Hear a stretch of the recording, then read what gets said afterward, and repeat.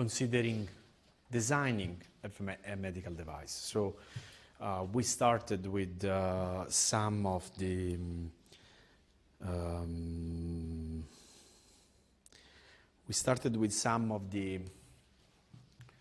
fundamental principles of physiology and anatomy that we consider relevant for biomedical engineering.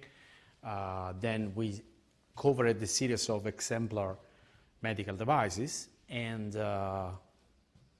and then we introduced in the last week and this week few principles regarding medical device assessment, management, and now design. And regarding the design, I will mainly bring you through two key concepts.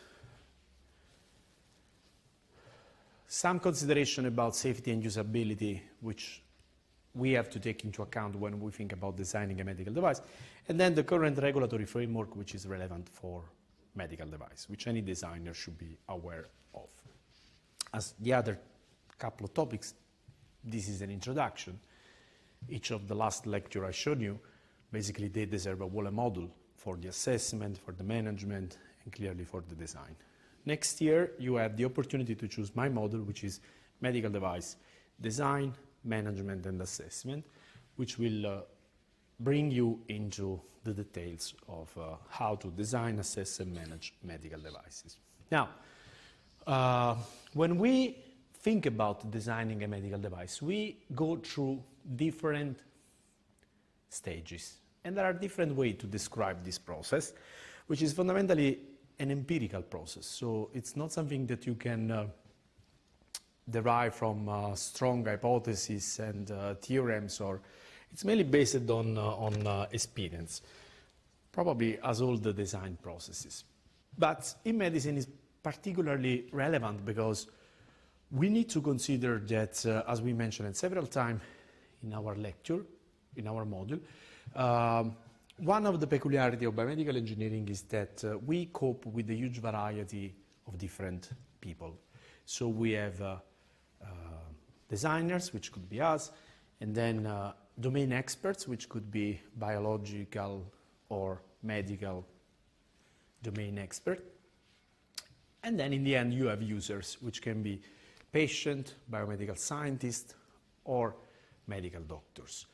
Which means that you need to pay particular attention into the identification of the needs and how to convert those needs into formal requirements. And that's exactly the contribution that a biomedical engineer should give in a team which is sitting together to design a medical device. What do I mean with that? Is that nowadays everything you design requires a multidisciplinary team. Even if you just put around the table engineers, you will want to have around the table probably an electronic engineer, a mechanical engineer, software engineer, building engineer if relevant. And the biomedical engineer here is the one which eventually is in charge of converting real needs into clear requirements, which then the electronic engineer will deepen into the electronic domain, the mechanical engineer will be deepening into the mechanical aspects of the design, and so on and so forth. So we start from the identification of needs, which is not easy. There are several methods. I prefer multi-criteria decision analysis, which has a whole set of tools and methods for driving you systematically through the identification of needs, clustering them into relevant categories, and then prioritize the most important one. Because whatever you do, any human design will probably never be able to satisfy exactly all the needs, but you will start focusing on the most important needs. In fact, in many methods of user need elicitation, we have an analysis, we have an identification, but then we have a pruning. So we select the needs that we consider to be the most important ones. And then we start with the so-called device concept. So that's when we drive out a preliminary idea of what our medical device should look like. And probably the first delivery here is what we call the project charter. So you have been through the year 1 June project, and the first deliverable for you in this project was a project charter. So piece of paper where you describe your idea, what it is the intended purpose of your object, of your design, what is the team, who is doing what do you think you will be doing, and you use the project charter as a tool for describing formally what you think are the key requirements of your a specification of your system. The reason why you do that is that now you have a formal description of your understanding of customer needs, and you can go to the customer and you can discuss with them, which is what we do here. It's just that why we do that in medicine, our customers, in bracket, are medical doctors, patients, and many other people, nurses. Therefore, we need to use a variety of methods, because those which are sitting around the table with us in order to identify those needs, they have a different background. Therefore, you may use focus group, ethnography, contextual inquiry, task analysis. Here is a preliminary list of methods and tools that you may like to consider when you perform a user need analysis. The outcome is a set of needs you want to satisfy. Then we said you move into the device concept, and you now start defining and refining the concept. This means that here there are a couple of loops between step 1 and step 2. And the output of step 2, as I mentioned, is probably the project charter, which you then validate. Validate means that, again, you run some focus groups, but now you have your project charter. So you're not sitting around the table asking a patient, what do you need? Or you are not giggling in an hospital, observing people with a white coat, pretending to be a doctor just in order not to alterate the observation you're doing, because that's what we do normally. We sit there, we look, we observe, and then we drive down a set of reports telling them, look, in my opinion, that's your problem, and here is possibly a solution for you. But now we are thinking with them to some more formal description, because we are in the stage 2. Once we are happy, because again, there are several loops between stage 1 and stage 2, we start formalizing our user requirements. So you go in the stage 1, you identify a series of needs, you prioritize them, then you discuss them with potential users. You make this iteration a couple of times, and at the end of that, you should have the most important needs that, in your opinion, your medical device should address. Then you start the second stage, which is user requirement documentation, which is what really feeds into the design. Now you need to hold on whatever you have identified, because now you are starting a process which is time-consuming, is resource-consuming. So before entering in this stage, you really need to be sure that you have captured all the essential requirements. Still, obviously, several iterations are possible, but now an iteration will be much more costly, much more time-consuming. Therefore, the more you can do during the stage 1 and stage 2, the less you will have to do in stage 3. And even so, is not obvious. It can be that you have missed something just because you didn't have around the table the proper person to talk to. You perform your design. Again, there can be several iterations here, and probably at some point you get your first prototype. And with this prototype, again, you have other methods you can use. Even in the designing step, you have several methods that you can use. You have been introduced already in several methods in other modules. Then you end up with something which is possibly a prototype, which can be virtual or real. Now there are all sorts of different things you can do. And you start doing this prototype evaluation, again, with relevant interlocutors. And you run, again, a set of different tests: usability tests, cognitive walkthrough, heuristic, focus groups, questionnaires, interviews, mock interviews, observations, and there could be a whole list of. And this is what eventually end up in satisfying user requirements with your innovation. Now, this is a conceptual framework. We will now analyze some of those steps. Well, when I say that I prefer to use multi-criteria decision analysis, is basically the approach I normally follow is the so-called BORC, benefit, opportunity, cost and risk analysis, which is a method coming from a particular domain of math and operational research, which is highly performant, in my opinion, if you become an expert. But it has some entry barrier. I mean, you need to study a lot to master this topic. And we mentioned the other day that at some point you will need to have also an understanding of the economical domain. But I will drive you through that next year if you choose my model, where you will start doing also some health technology assessment. And my point with this slide is that more and more this is going to be done earlier into the design stage. But at this moment you don't have all the elements to understand this discussion. But next year we will have a couple of weeks on that. One of the models which have been used in design science is the so-called onion model, which is the one in which you put the patient in the center and then you start reflecting on whatever is surrounding your patient, but not only the patient, indeed all the users, so including the staff, visitors. We are now thinking about an hospital. So the first thing you consider, which is surrounding your patient, are clearly the equipment, the medical device. The bed in an hospital is a medical device. And this equipment is, to some extent, to be considered into the real context. So you need to analyze all the tasks and the jobs which are performed through those equipment. And this is done in different workspaces. So you may have the same device doing the same task, but in completely different medical locations. And that's something that will require different regulations, different mindset, different risks. The environment. So if this workspace is in a university hospital, then probably you have different risks and opportunity. But the same subject theater could be in a remote area, and now you have a completely different environment in which this medical location is used.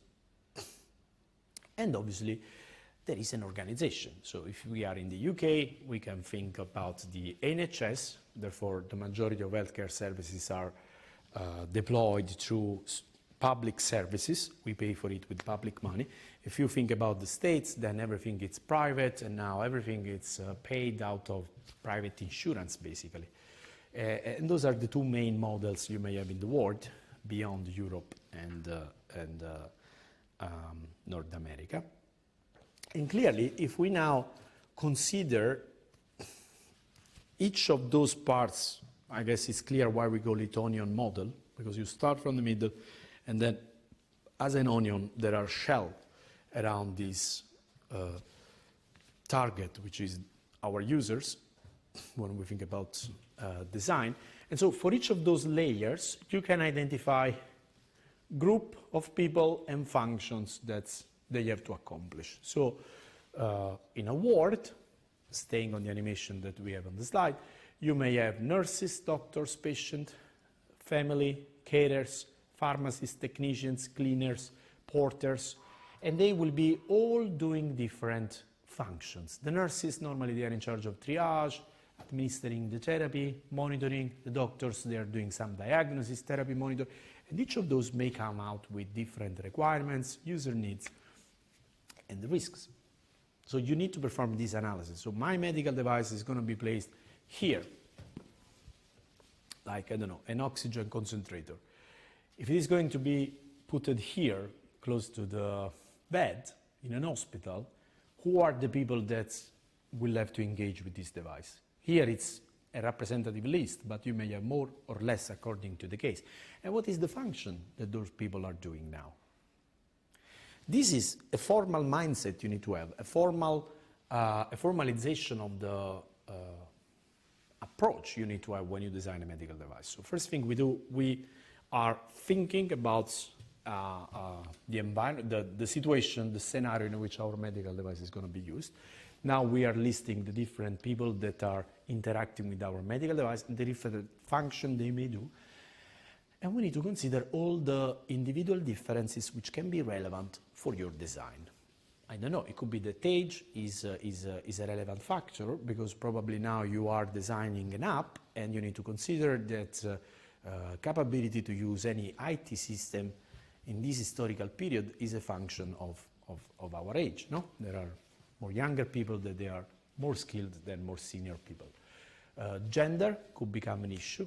Socioeconomical status, education, training, physical. So those are all elements which are not intended to be discriminating at all, but you need to take into account on purpose in order for making your device as inclusive and as usable as possible. So if there are gender differences which may affect user preferences or patient preferences in regard to the use of a medical device, now you want to take them into account and be sure that you consider them when you are designing your medical device. The mistake which has been historically done in this domain was, for instance, not to appropriately consider gender and sex differences in biomedical researches, which means that everything can be biased from in vitro to in vivo experiment. For instance, in vitro, if you are doing an experiment on a cell and you only take one sex, male or female cells, they may have different inner mechanism. The DNA is different. The production of proteins, which is a function of the DNA, is different because the sex of the cell in mammals and many other animals is making huge differences. Now, if this difference is relevant for the experiment you are running in vitro, you cannot be 100% sure that then these drugs, for instance, will be effective for both sex. So if you are doing an experiment in vitro and you need to try the fundamental functioning principle of a molecule on cells, you need to be sure that you are putting into the experiment 50% cell male and 50% female, because this can present then a bias that you will eventually find along the line when you go into patient experimentation. Obviously, in vitro is much more clear. In vivo, it's more complex because you don't have only a sex difference, but now you have a gender difference, which is sex plus other characteristics which may come from the culture, which may come from the education, which may come from personal needs, and which a cell doesn't normally have, or if they have, they don't express it. So this is just an exemplar, not to be discriminatory, but to be inclusive. So you need to be aware that there can be several differences, and so far we have made a lot of mistakes because historically, given the fact that there is not enough gender balance in many research institutions and working places, therefore, historically is known that there have been some gender biases through the research and the design of medical devices. Clearly, what you don't want to do is to arrive to this paradox in which you pretend the user to change to be compatible with your design. That's something that, again, has been an historical mistake. For many years, this has been the mindset of many designers. But now we know that if we want our innovation to be impactful, it's the other way around. We need to take into consideration the user needs. If we now enlarge the scale and we think about what else is around my innovation. So I am designing this object, that's where I want to put it, but then I need to take into account that this will be surrounded by other medical devices. Is there any problem which is arising from that? Will my device interfere with other medical devices? Will they interfere with my medical device? Is there any, I don't know, electromagnetic compatibility analysis I should run? Can this device interfere with that device? Probably can, because if it is not well designed, it is metallic, and now if you put this stent into an MRI or a CT scanner, probably there will be problems. And it's better if you take those problems into account when you start, because if you discover a problem once the stent has been implanted, it's a bit too late. You have to open the patient, you have to remove the stent, and you have to change it with something else, which is, for instance, compatible with electromagnetic fields. Those are historical mistakes. Those are things which have been happened several times. Tasks and jobs. Well, we normally classify the medical domain into different steps. We consider prevention, which can be primary or secondary, or we consider prognosis, diagnosis, medical therapy, well, therapy, which can be medical, surgery, or pharmaceutical, monitoring, follow-up, rehabilitation, and here it's missing end of life, because now, according to WHO, also end of life is part of the remit of healthcare interventions. Every and each of those steps will come with different needs. So if you are designing a medical device for monitoring purpose or for therapeutic purpose, we will see in our next lecture, even the legal framework is different. If you are using a Fitbit just because you are a fan of sport, this does make your Fitbit a medical device, because running is not a medical intervention. Sport is good for health, fine, but the gym is not part of the NHS, no? Just to be very pragmatic. So the function of the object will make a huge difference. Even the same object, heart rate monitor, if used for prognosis or prevention, has completely different implications and legal frameworks than if it is used for controlling a therapy or not. And we will see that tomorrow. Tomorrow we have 2 hours. Yeah. Workspace, as mentioned before, a medical device which is going into an ambulance will have different requirements than a medical device which is used in office or in a surgical theater or everywhere else you can imagine healthcare delivery to be delivered. And for instance, a vital monitor to be used in a surgical theater or in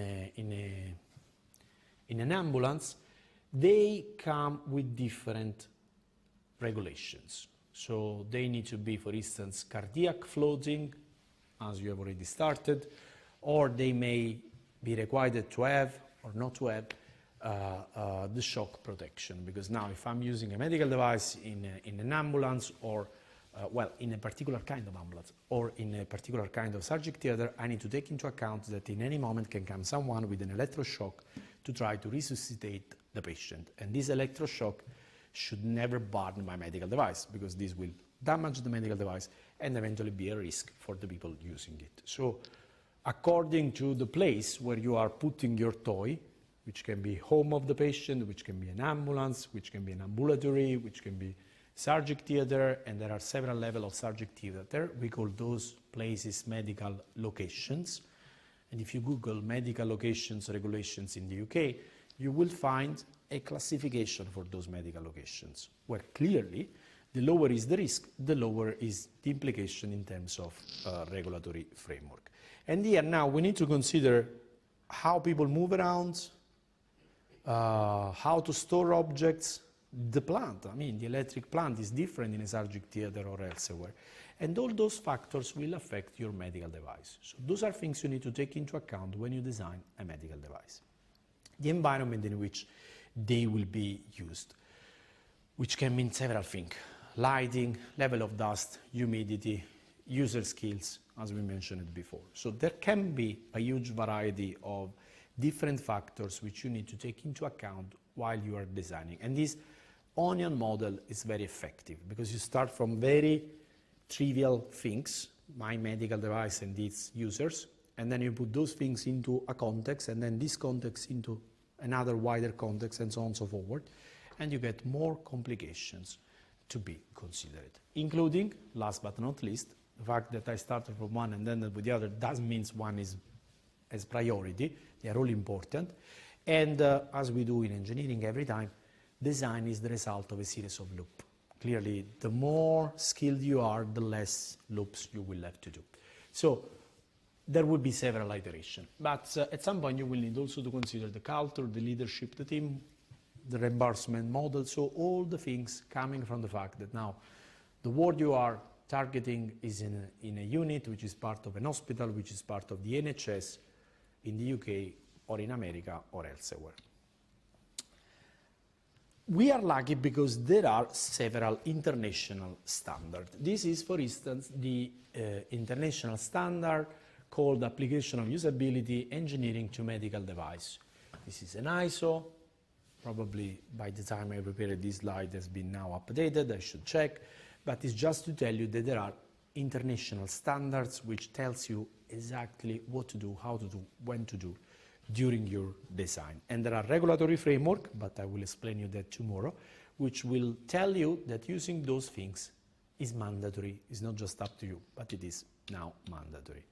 Well, I will leave those readings for you, but this gives you a sort of introduction to where this ISO is coming from, how this is interacting with other documents, but probably I can skip this part. What it is interesting in this ISO, if you download it, you can download it. We have free access to the British Standard Institute library. You go there, you download whatever regulation and ISO you may need. If not, let me know and we will find it for you.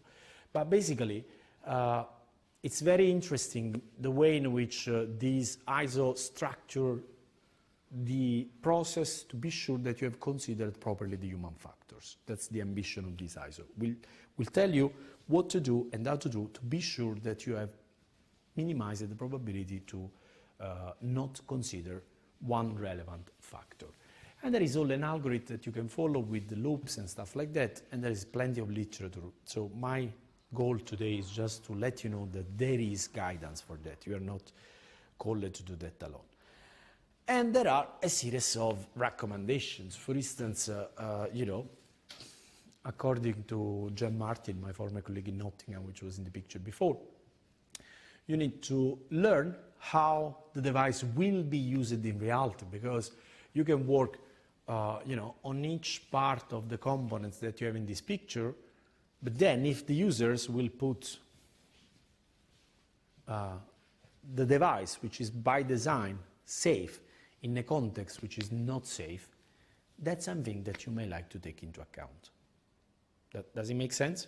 So those of you which will be capable to make your design usable and safe by design, so in a way that if an hazard in such a situation will happen, you still save the life of the user, then this is what we mean by better design. And doesn't matter how safe you think you have designed your medical device, there is no limit in the way human beings are capable to, you know, make improvisation, shortcuts, and what is really amazing is the fact that shortcuts suddenly become the gold standard in given organizations. So you may easily find that practice which are very risky and even stupid to many extent, they become the way things are done in real places. So it's every time relevant to be taken into account. How can you respond to that? Well, there are several approaches. There is literature, and for instance, this is the so-called mental model. So can I make the design so that now I clearly understand the association between the knob, is this a knob, and the heater? Yes, probably I can, because obviously in the lower design it's much more clear than in the upper design. Affordability. Now, if this is a push and pull, well, again, I can change the knob and make it clear what do we mean. And as a, you know, as an economical immigrant, I really appreciate that, because in the start I was every time confused by push and pull, which is something that with your design you can make, you know, affordance. It's a keyword in our domain. This is a medical device for dialysis. Now, opening the door, it's in the end easy. If it was push and I pulled, well, you know, unless I am Hulk and I, you know, take out the door from the wall, which is very unlikely in my case, but it's not a big issue. But if you're now talking about a medical device, come on, guys, that's a dialysis. If you make a mistake, the patient will die. And with such a complicated design, do you understand anything? Clearly not. So probably, when you design a medical device, you need to be sure that users, which may have short time, which may have shortage of skilled people. Let's imagine now with the pandemic event going around, there is a clear shortage of clinicians and skilled people. So you have to make your medical device, if they are for resuscitation or for supporting vital functions, they have to be clear, because for any reason may happen that suddenly someone which is not as skilled as you wish is called to use your medical device. Standardization, that's another important thing. And there are several attempts, but we have not reached yet very good standardization in the domain of medical device. For instance, car manufacturers, they are doing much better. Whenever you enter in a new car, you rent a car, you enter in the car, and you get exactly the same kind of sign. So you don't need to read the user manual of every car you use, because they are every time the same. And cars are also dangerous. I mean, if you don't drive well, you can kill someone else, apart from yourself. Medical devices are not. This is a European keyboard, and that's one which I have been founding several times in Asia, for instance. First time I arrived in China, I was completely messed up from the jet lag. I lost my debit card because I put it in the cash machine. I did my code because I remember rather the position of the numbers and not the numbers themselves. I didn't notice that the keyboard was in the other way around. Here we have 1, 2, 3, 4, 5, 6. Here normally in the UK we are used to this setting, are we? And I lost my debit card. And not even entered the country. If it is a medical device, this is fundamental now. On and off, that's a typical, exemplar. Is this on, is it off? And what if, even if it was a standard, but there is no label, what if the technician by mistake put this the other way around? So you completely miss all the references, don't you? So probably having something which is easier to be understood, it's probably, again, affordability, user expectation, standards are all key elements which you should take into account when you design a medical device. And as rules of thumb, always keep user informed about what your device is supposed to do, what your device is doing. Is it on, is it off? Make sure that controls provide tactile feedback. When you push a button, are you sure this is on or off? Provide immediate and clear feedback following entries. Give user recourse in the case of an error. Consider the wide spectrum of operating environment, as we saw the onion model. Design control buttons and switches in a clear manner, in a way that users can understand them, and if there is a convention, better to use it or not. In all the things I design, I only, often I use the traffic light coding color, green, yellow, and red, because that's something that people have in their mind to some extent. So leverage on what people have already in their own mind. Just to close this lecture, just an exemplar. Do we have the audio here?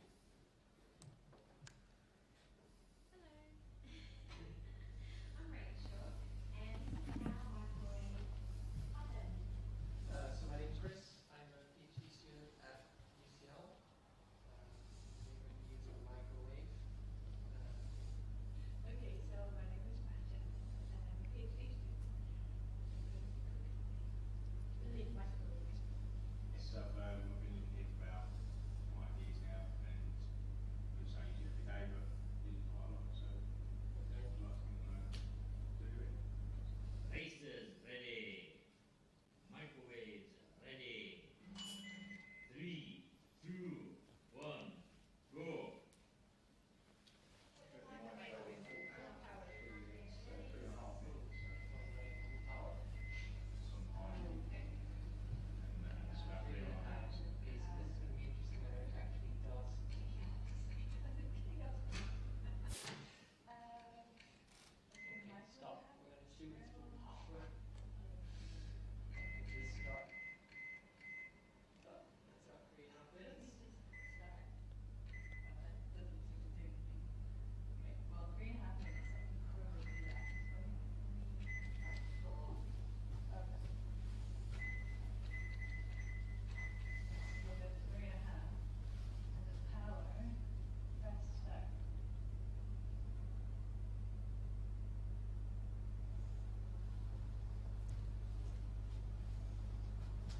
So that's a key message. So if everyday objects are designed in a way that, you know, they are poorly designed, you know, microwave, it's an example. There is no standard. You really don't know what it is doing.